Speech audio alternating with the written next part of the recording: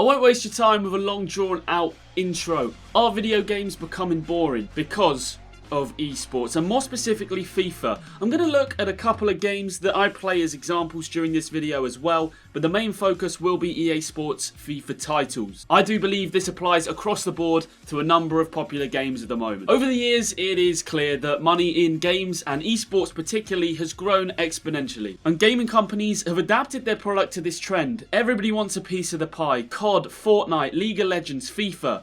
But why? Now, if we look at FIFA as a direct example, there's no doubt that this game has been on the decline since 2015. Now, you can move the goalposts to whichever year of FIFA that you really felt the game started to get worse, but they're there or thereabouts. 2015 is where I feel like the game started to decline, and 2017, one big thing happened that made it shoot right down. In 2017, FIFA introduced Weekend League, a 40-game tournament that required weekly qualification to enter. It was a simple concept that once you qualify, you try to win 40 games against other competitors. The person with the most wins out of 40 ultimately gets the best rewards in the shape of virtual coins and better packs. Packs in FIFA are loot crates which hold desirable items inside, players, money, and when opened you can either keep those desirable players or you can sell them on the virtual market for more coins in order to reinvest it to players that may suit your system more. So this Weekend League in 2017, if you consistently performed well, you're then looking at qualifying for a few tournaments, and now in FIFA 20 there are more and more tournaments every single weekend taking place. At these tournaments, the winner, the runners-up, the people in the top 5 can all obviously win a little bit of money. Now, Weekend League was added in FIFA 17, as I said, and although I believe FIFA was declining from around 2014-15 overall as a game, FIFA 17 is where it took a massive hit, and I think the community started to turn on them. FIFA has always been a game that's riled up its players, and people have always had issues with new features or the way the game plays way back to FIFA 10. But something changed in FIFA 17. It became toxic. The FIFA community despises EA. There is not another relationship between a gaming company and the consumers of a game as there is between EA Sports and its players. EA Sports. It's in the loot crate. People who enjoy football are pretty much locked into FIFA titles through EA Sports because they monopolise all that there is that's good about football games. All the licensing, all the players, they all seem to be licensed to EA. EA Sports FIFA has one rival, which is PES, which never seems to hit the heights that FIFA does. Whether that's to do with the money, the licensing, I don't know. But PES as an overall gaming experience, they just don't seem to have it. FIFA has a massive share of the football games market, and people love football. It is the world's most popular sport, so we're pretty much held by the balls by this game. So as I said, Weekend League comes in FIFA 17. FIFA had many other game modes at this time to keep players entertained. Competitive FUT Weekend Leagues was just added as a new one. But it was clear from the get-go that this was the main focus when it was introduced, and everything else had to take a backseat. Career mode, which is basically a manager mode, pro clubs, and even seasons were all afterthoughts. The gameplay and innovative new features coming to FIFA were just purely left behind. It was all focused on FUT and how much they can push that new game mode. Now, when you first play FUT, and I'm abbreviating FUT as FIFA Ultimate Team, you quickly come to the realization that this game mode requires cash, and a lot of it, in order to compete. You can trade your way to the top, but that requires a certain amount of skill that just can't be obtained overnight, and tremendous amount of hours put into the game to study the markets and player values. Clearly not a skill set of the average consumer who wants to pick up FIFA a couple times a week and just chill out after work. At the start of a new FIFA cycle every single September, the majority of the top players in this esport are forced to inject thousands of dollars of their esports team's money into the pack system in order that they pull out a big player to either use in competition or sell for players and buy bigger players themselves that suit the style for their play. Now obviously, that's just the lucky ones.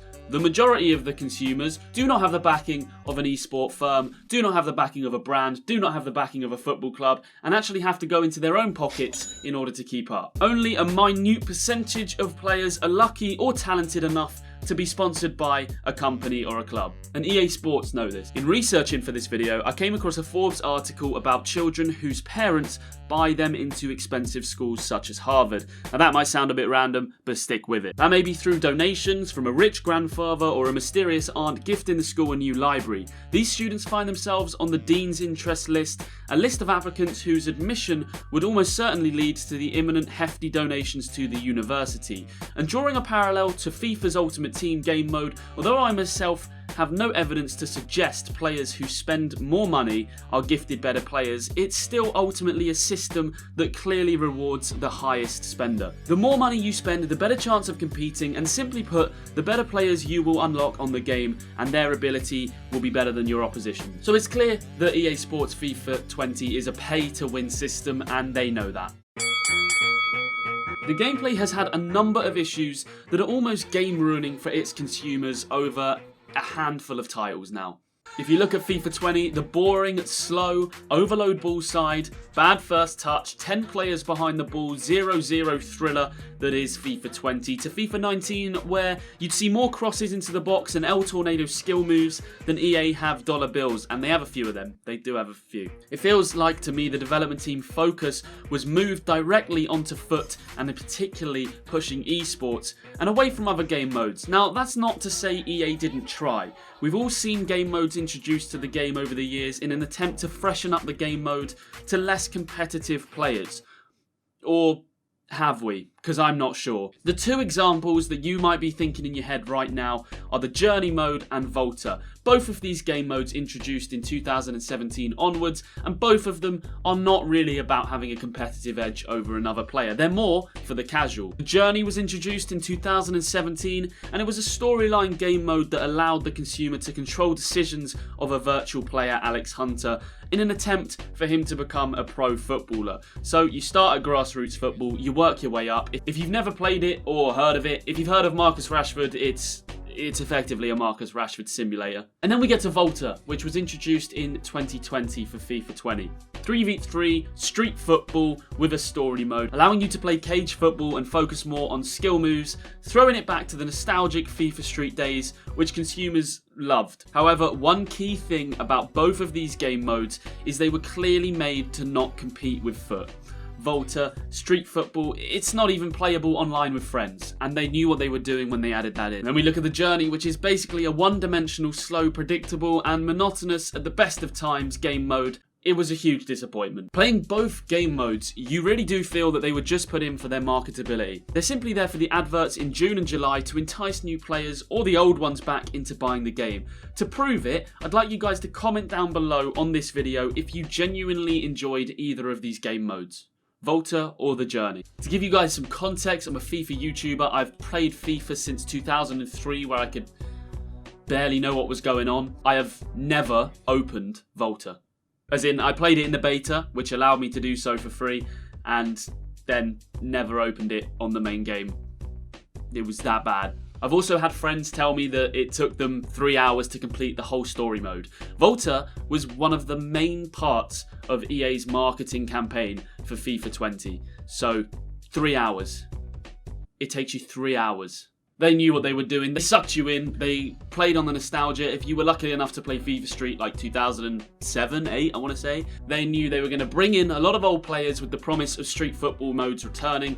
But even though back then you could barely play anything because it was on a PS2, this one is somehow worse. You know, even from the same friends who have told me about this game mode, there's even repeat characters in there. So they've only bothered to make 10 computer generated characters, so you can have the girl with blue hair on your team and you're playing against the same girl with blue hair in the story mode because they couldn't be bothered to literally make a new face. I bet some of you even forgot that Volta existed. Nearly a year ago, I was listening to Cutsy talk about this point, and it might have been what got this ball rolling in my head. Ever since Foot Weekend Leagues came in, the gameplay has been based around that directly. Now that means it's completely one-directional to suit the needs of Ultimate Team. What's hilarious is even the most diehard Ultimate Team players and fans will tell you that they haven't even done a good job of that. In fact, forget the child gambling, forget the fact that the game mode is incredibly toxic and addictive. The actual main complaint that the consumers will have from Ultimate Team is the gameplay. So, It's the one thing they probably could have got right quite easily. But basically what that means is FIFA 20 is actually just FIFA Ultimate Team 20, and career mode players, pro clubs players, and hey, even a few of you that enjoy seasons or kick off against mates, you're purely an afterthought. And those game modes are not considered in the designing of the gameplay. They don't care about how the game's going to feel for you doing a Leeds career mode with 70 rated players in the championship. They only care about how the game's going to play with 99 Ronaldo and Messi in Team of the Year cards. And that is why I feel like the gameplay is absolutely drib. And you can see it. I mean, I don't even play Pro Clubs 11 vs 11 anymore. This is just for the hardcore fans of the channel. You'll all remember me playing 11 vs 11 clubs consistently. I hate it, this FIFA. It's painful. The first touch is ruined. You know, back in November when we had played every single game 1-0, 0-0, once their team scores off a break and an early goal, they can sit back with 10 men behind the ball. It's just hard to break it down. And I still have friends that play at the highest level in 11 vs 11 and they hate it. So the gameplay just doesn't work.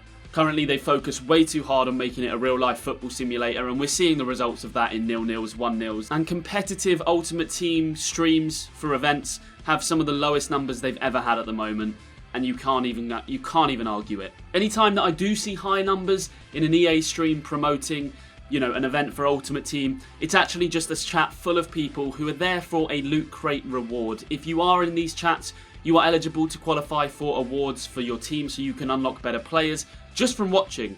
So that's why people watch. They don't, you know, go in one of these chats and have a look and you will see people are just there spamming what they need to spam in order to unlock these packs. There's nobody there for the games. It's just almost like when I play career and when I play pro clubs, it doesn't fit.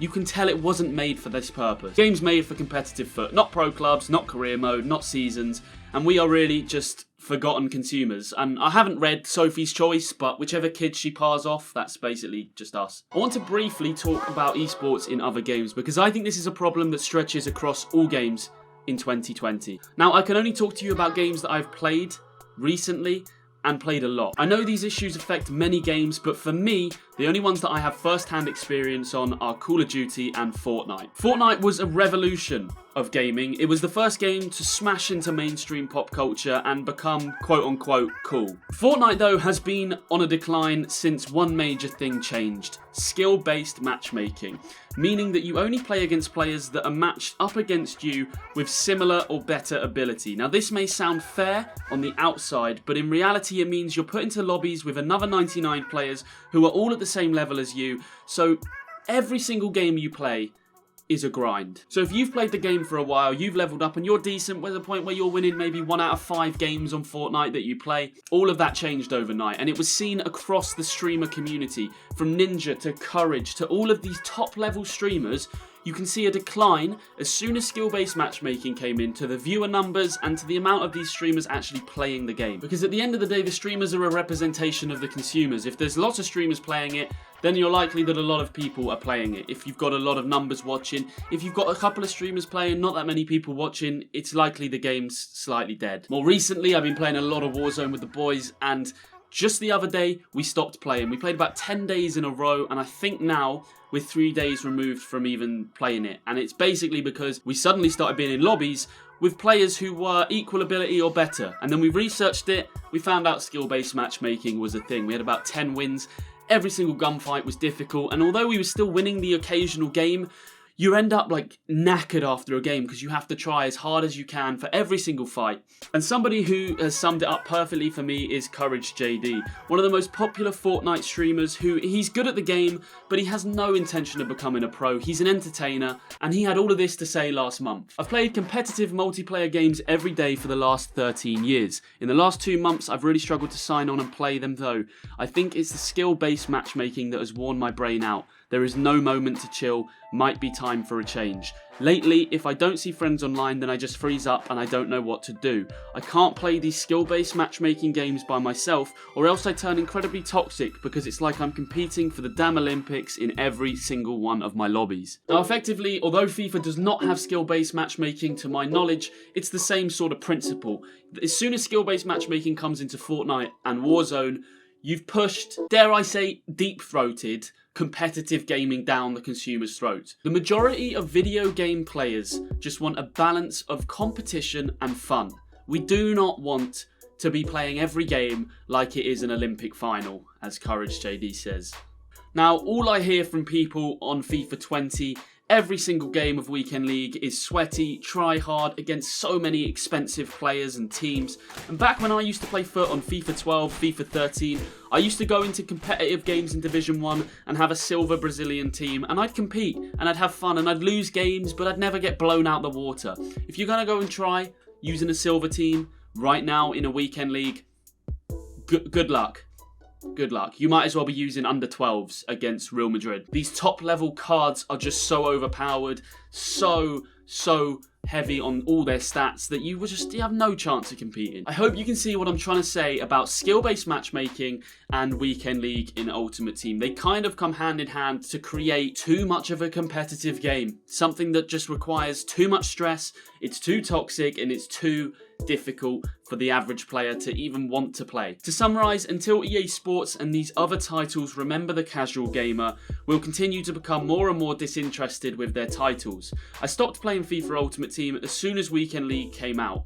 I stopped playing Fortnite as soon as skill-based matchmaking was introduced. And I played Warzone for the last few days and I haven't touched it since I've realised skill-based matchmaking seems to be having an impact on how much fun we're having. These games companies have forgotten about us in an attempt to capitalise on the esports market financially. But ironically, the thing about all of this is, if you lose us, if you lose the casuals, which 99% of you watching this video right now are, casual players, casual gamers, then you don't have an esport because nobody plays your game.